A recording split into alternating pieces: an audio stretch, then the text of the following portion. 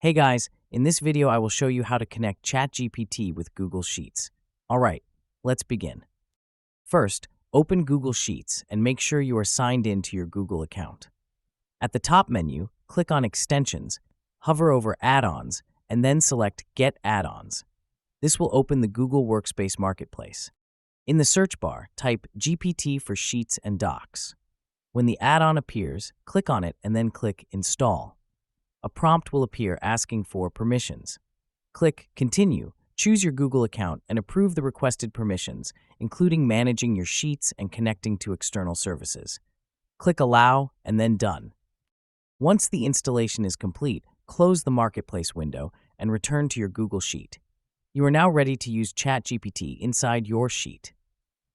To test it, click any cell and type an equal sign followed by GPT and your prompt. For example, type equals to sign GPT round bracket quotation marks. Say hi quotation marks round bracket. Press enter, and after a moment, it will respond with hi.